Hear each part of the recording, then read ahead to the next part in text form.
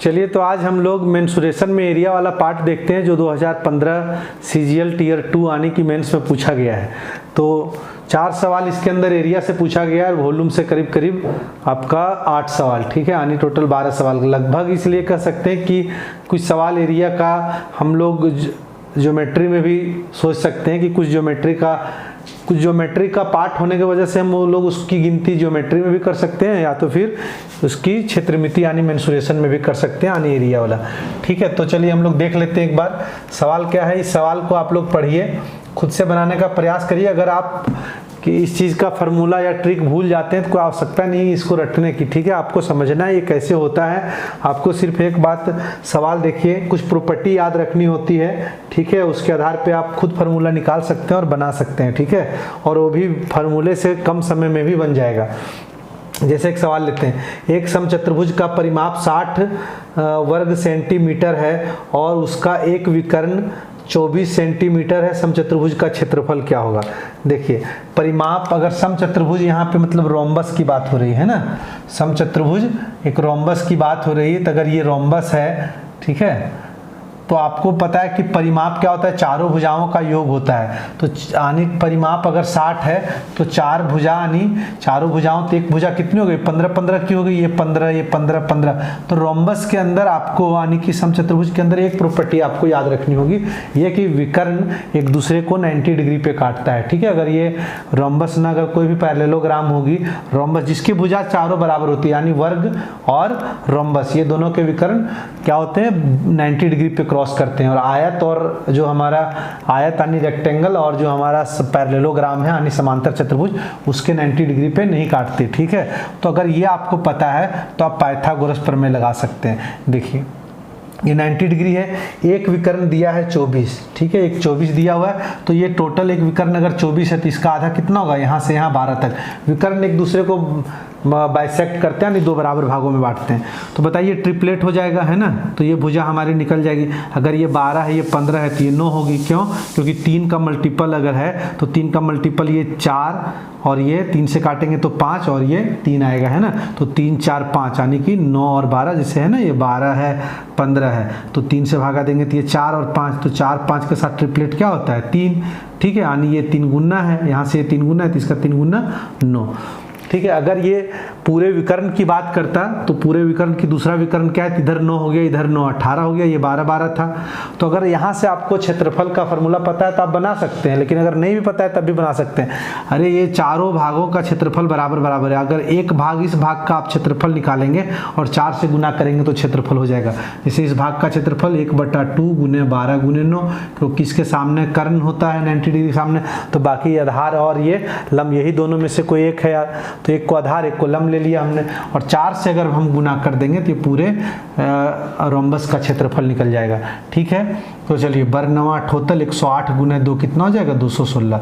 और अगर फार्मूला पता है समचतुर्भुज का क्षेत्रफल का, तो हम लोग जानते हैं 1/2 गुने विकर्णों का गुणनफल। तो एक विकर्ण है 24 और दूसरा विकर्ण है 18, तो इससे भी आप सॉल्व कर सकते हैं ना, 12 गुने 18, ये भी हो जाएगा 216 सेंटीमीटर का स्क्वायर, ठीक है। उम्मीद है कि ये सवाल आपको समझ में आ गया होगा। चलिए अगला सवाल लेते हैं। तो अगर थोड़ा सा भी प्रॉपर्टी आपको पता है, इसलिए प्रॉपर्टी पे ध्यान दीजिए। अगर प्रॉपर्टी पता है, फार्मूला नहीं भी जानते हैं, तो आप आसानी से सवालों को बना सकते हैं, ठीक है। चलिए हम लोग देखते हैं अगला सवाल। अगला सवाल आप लोग पढ़िए और खुद से एक बार बनाने का प्रयास करिए। चलिए तो सवाल है, अगला सवाल हमारा कि एक कार के पहिए का व्यास 70 सेंटीमीटर है, यदि प्रत्येक पहिया प्रति मिनट 400 बार घूमता है तो कार की गति किलोमीटर पर आवर में क्या होगी। तो ये बहुत ही आसान सवाल है। एक चक्कर में कितनी दूरी तय करती है, एक कोई भी पहिया एक चक्कर में 2πr, यानी वृत्ताकार पहिया है तो 2πr, जो इसका, अरे मान ली वृत्ताकार पहिया है, एक चक्कर में कितनी दूरी तय करेगी, ये रोल होगा, ये घूमेगा आगे, तो यहाँ से यहाँ तक जितनी दूरी होगी उतना ही दूरी तय करेगी, यानी, और ये क्या है, इसका पेरीमीटर यानी परिमाप है, सरकमफेरेंस है, तो क्या हो जाएगा, इसकी जितनी भी परिधि होगी, ठीक है, उतना ही इसका एक बार में एक चक्कर लगाने में उतना ही दूरी तय करेगी। इतना दूर तक आप लोग समझ गए। तो एक चक्कर की दूरी आप निकालिए, टोटल 400 चक्कर लगाया है, एक चक्कर की दूरी हो गई, तो 400 चक्कर के लिए 400 गुना करेंगे। अब देखते हैं 2 हो गया। पाई का मान आपको पता है 22/7, वैसे सवाल में लिखा हुआ भी कि 22/7 लेना है। और ये है व्यास, व्यास है 70। अगर व्यास है 70 तो त्रिज्या हम लोग क्या लिखेंगे 35, है ना। ये 2 पाई आर आ गया। 400 चक्कर के लिए हमने 400 गुना कर दिया, लेकिन ध्यान रखें ये सेंटीमीटर में है, ठीक है। अगर हम लोग 100 से भागा दे देंगे तो ये क्या आ जाएगा मीटर में, मतलब इतनी दूरी तय करेगा मीटर में। अच्छा, हम लोग को चाल निकालना है तो हम लोग चाल बराबर जानते हैं दूरी बटा समय, तो समय से भागा दे देना होगा। सबसे पहले इसको हटा लेते हैं, इसको काटते हैं 5 और ये 0 0 कटेगा, है ना। ये 0 0 कट गया तो 5 चक्का 20 दूनी 40, अरे ये 5 चक्का 20 दूनी 40 गुने 22, ये हमारा इतना मीटर की दूरी हो गई। और अगर हम लोग 1 मिनट में, ये दूरी जो तय करता है वो 1 मिनट में, समय हमारे लिए कितना 1 मिनट, तो हम लोग मिनट 1 मिनट को सेकंड में लिखना चाहें तो 60 सेकंड में हो जाएगा। तो ये मीटर पर सेकंड में हमारा चाल निकल जाएगा। ये दूरी है और ये समय है, लेकिन हमको किलोमीटर पर आवर में चाहिए, है ना। तो यहाँ हम लोग 18/5 गुना कर देंगे, ये किलोमीटर पर आवर हो जाएगा, ठीक है।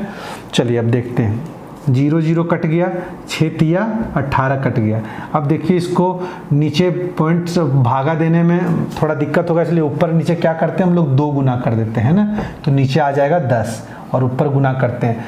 6 3 दूनी 6 और 6 चक्का 24, मतलब ये कितना गुना हो जाएगा, अगर गुना करेंगे तो ये 528 और 10 से भागा देंगे तो 52.8 किलोमीटर पर आवर हमारा उत्तर आ जाएगा। तो ये भी आसान सवाल था। चलिए हम लोग अगला सवाल की ओर चलते हैं। तो अगला सवाल एक बार आप लोग पढ़िए।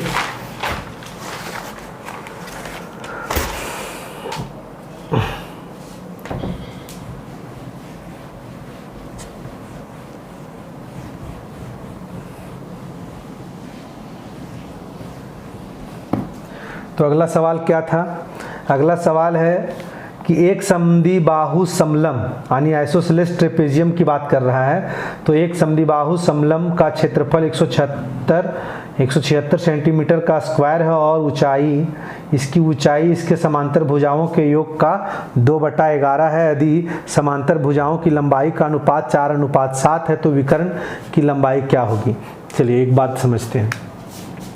चलिए यहाँ ट्रेपेजियम थोड़ा हम लोग समझ लेते हैं, ठीक है। देखिए ट्रेपेजियम क्या होता है कि ट्रेपेजियम में एक भुजा पैरेलल होना चाहिए, इसके पैरेलल, ये और ये पैरेलल हो गया तब तो पैरेललोग्राम हो जाएगा, ठीक है। ये पैरेलल होगा। अब ये 2 तरह से होता है, ये पैरेलल है तो ये तो बराबर नहीं होगा, है ना, ये बराबर नहीं होगा, लेकिन ये वाला दोनों बराबर हो सकता है और नहीं भी हो सकता है। अगर बराबर होगा, अगर ये और ये बराबर होगा और इस पर हम मर्ज कर दें, जैसे इसका नाम हम लोग ABCD कुछ भी रख दिए, अगर ये इस पर मर्ज कर दें, ये M है और ये N है, तो मर्ज कर देंगे तो ये क्या हो जाएगा पता है? अगर ये BN और AM को इस पर मर्ज कर दें तो ये क्या हो जाएगा? समद्विबाहु त्रिभुज हो जाएगा। और समद्विबाहु त्रिभुज में जो लंब होता है ये 2 बराबर भागों में बांटता है। मतलब अगर ये और ये बात बराबर होगा तो इधर जितनी लेंथ होगी उतनी लेंथ इधर होगी, और ये बराबर नहीं होगी तो ऐसा ये नहीं लिख सकते। तो हम लोग चलो सबसे पहले ये देख लेते हैं, ये सोच लेते हैं कि ये बराबर नहीं है, ठीक है, तब इसका क्या फॉर्मूला बनेगा। तो हम लोग कुछ अलग अलग ले लेते हैं। चलिए हम लोग इसको x ले लिए यहाँ से यहाँ तक, ये बराबर नहीं तो बराबर ये नहीं होगा ना, तो और ये y हमने ले लिया, ठीक है। और इसकी टोटल लेंथ को हम लोग क्या करते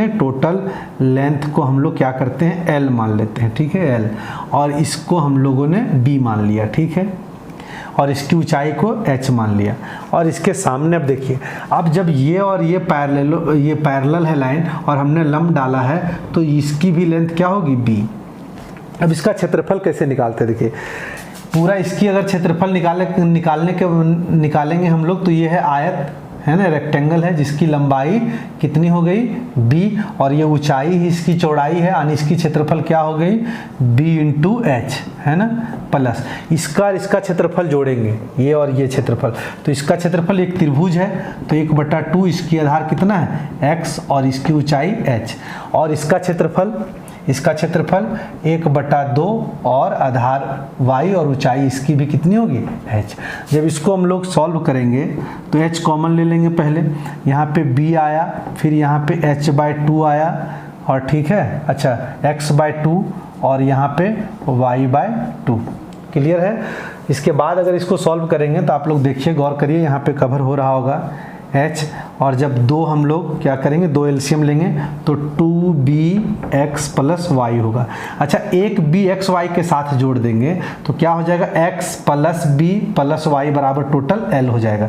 लेकिन एक b बचेगा, है ना, एक b बचता रहेगा हमारा, ठीक है, दो बी है, एक बी को x प्लस वाई के साथ जोड़ दिए तो x b और y को जोड़ने पर टोटल l के बराबर हो जाएगा और एक b बचते रहेगा। तो आप देखिएगा क्या क्षेत्रफल निकल गया, 1/2 इंटू समांतर भुजा, ये जो समांतर पैरेलल भुजा है इसकी योग हो गया, है ना, 1/2 गुने समांतर भुजाओं का योग, यानी जो l और b ये समांतर भुजाओं का योग, और h को क्या हम लोग लिए थे, ऊंचाई, और ये 2 1/2 है, ठीक है।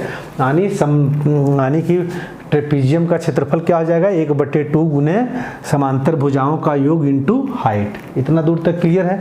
और अगर ये समान होगा, आपको थोड़ा सा एक बात और याद रखना है कि अगर ये दोनों भुजाएं समान हो तो ये जो x और y है, अगर यहाँ पे लिख देता हूँ मैं AD अगर BC के बराबर है, ये दो भुजा बराबर, तो ये जो x और y था ना, ये भी परस्पर बराबर हो जाएगा। इतना बात आपको जानना है। चलिए अब सवाल बनाते हैं हम लोग।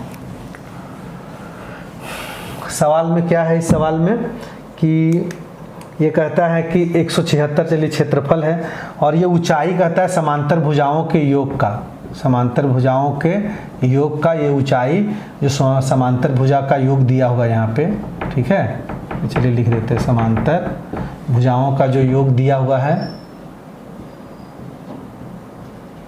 योग का 2/11, 2/11 था ना, 2/11, तो समांतर भुजा के योग को 11x मान लेते हैं हम लोग, और ऊंचाई को क्या मान लेते हैं, 2x रेशियो में, ठीक है। और एक जगह और भी समांतर भुजाओं का अनुपात दिया है 4:7, तो देखिए यहाँ भी समांतर भुजाओं का योग जोड़ने पर ये 11 हो जाता है, जो कि इसके बराबर है, तो यहाँ भी ये 4x और ये 7x हो जाएगा, ठीक है। अगर ये मान लीजिए 11 ना होने के बजाय 22 होता तो हम लोग इसमें 2 और गुना कर देते, है ना, तो ये भी 22 हो जाता, ये भी 22 हो जाता, मतलब इसको बराबर करना है। मान लीजिए यहाँ पे 22 होता तो इसमें 2 गुना कर देते, ये भी 22 बन जाता है, ऐसा हम लोग कर लेते। लेकिन चलिए यहाँ पे सब ठीक है। तो 11x ये हो गया समांतर भुजाओं का योग, और ऊंचाई ये हो गया। क्षेत्रफल दिया हुआ 176 सेंटीमीटर का स्क्वायर, तो 1/2 गुने समांतर भुजाओं का योग, यानी कि 11x लेंगे रेशियो में, और ऊंचाई 2x। तो देखिए 2 से 2 कट गया, और 11 से कटेगा ये 16 बार में, x स्क्वायर बराबर 16, तो x बराबर कितना हो गया, 4। अगर इतना पता हो गया तो ऊंचाई हमारा 4 से गुना करेंगे ना 2x को, अरे इसको x लिया हमने, ठीक है, रेशियो है, तो ये कितना हो जाएगा हमारा 4x, और ये हो जाएगा हमारा कितना है, 11। तो इसमें भी समांतर भुजाओं का जो अनुपात था, उसमें दोनों भुजा, जो समांतर भुजा का अनुपात था, इसमें दोनों भुजा इसका अनुपात दिया था 4:7, ठीक है। तो इसका 4:7 यानी 4x और ये 7x, तो ये कितना हो जाएगा, 4 चक्का 16 और 7 चक्का 28। इतना दूर तक समझ में आ रहा है। ऊंचाई क्या था, 2x, ऊंचाई हमारा 2x था, मतलब ये 8 था। अगर इतना समझ में आ रहा है तो सवाल अब बाकी जाके खत्म हो जाता है। हमसे पूछा गया है विकर्ण, क्या पूछा गया, विकर्ण।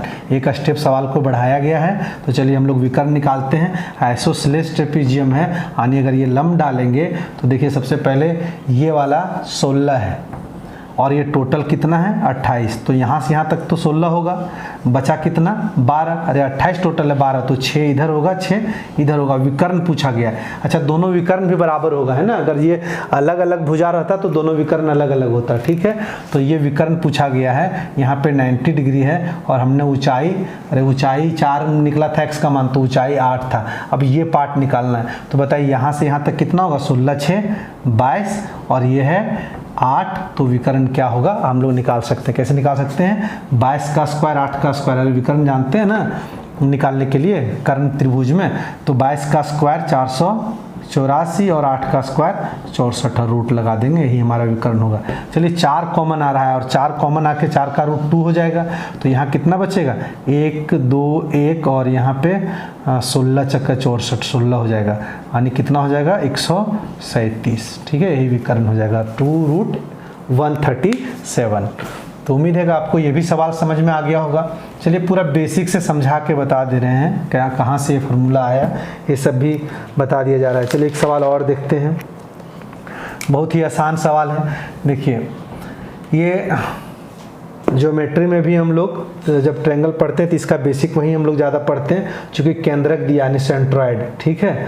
तो सेंट्रॉइड अगर दिया रहे तो आपको एक बात जानना है, किसी भी त्रिभुज में अगर सेंट्रॉइड दिया रहे तो अगर जानना है, अगर सेंट्रॉइड कैसे बनता है, माध्यिका के मिलने से, है ना। तो त्रिभुज की माध्यिका, माध्यिका किसको बोलते हैं, जो भुजाओं को दो बराबर भागों में बांटता है।